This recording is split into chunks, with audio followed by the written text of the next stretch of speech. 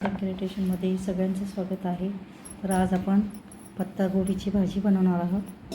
इथे मी अर्धा किलोचा पत्तागोबी घेतलेला आहे, बघू शकता। आता याला आपण बारीक कापून घेणार आहोत। तर चला बघूयात आपण ही भाजी कशी बनवायची ते। प्रथम आपण याचं देठ कापून घेतलेलं आहे, इथे बघू शकता। हे देठ कापून बाजूला टाकायचं आहे। आता याला आपण मधून कापून याला अशा बारीक कापून घेणार आहोत, मधून कापायचं आहे। आता ही पत्तागोबी मी अशी बारीक अर्धे भाग कापून घेतलेला आहे आणि आता आपण ट्रेवर ठेवून असं बारीक कापून घ्यायची। जास्त मिरच्या कापून घेतल्या आणि टमाटे पण असे बारीक कापून घ्यायचे। आता मिरच्या पण टाकून घ्यायची। आता टमाटे टाकून घ्यायचे। आपण मिरच्या छान परतून घालावं। तिथे आपण आता टमाटे टाकून घेतलेले आहे। थोडी हळद टाकायची। आपण थोडे हळद टाकून घेतलेली आहे, इथे बघू शकता। त्याला पण छान मिक्स करून घ्यायची। आता पत्तागोबी आपण याच्यात टाकून घ्यायची, फोडणीमध्येच टाकायची।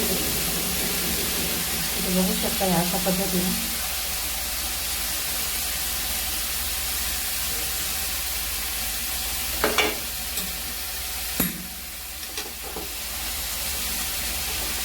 आता याला आपण छान मिक्स करून घ्यायचं।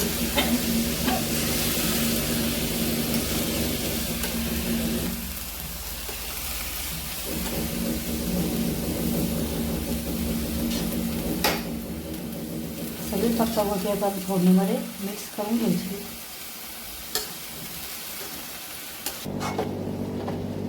असं छान मिक्स करून घ्यायचं आहे आणि आता आपण अर्धा चमचा मीठ टाकून घ्यायचं। इथे बघू शकता अशा पद्धतीने अर्धा चमचा आपण मीठ टाकून घेतलेलं आहे आणि याला असं छान वाफेवरच परतू द्यायचं आहे।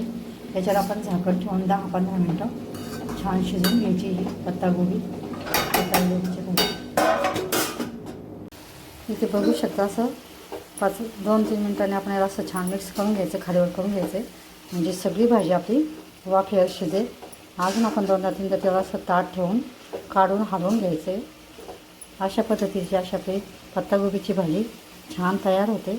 आणि ही भाजी जर तुम्हाला आवडली असेल तर चॅनलला लाईक करा, शेअर करा, चॅनलला सबस्क्राईब करा।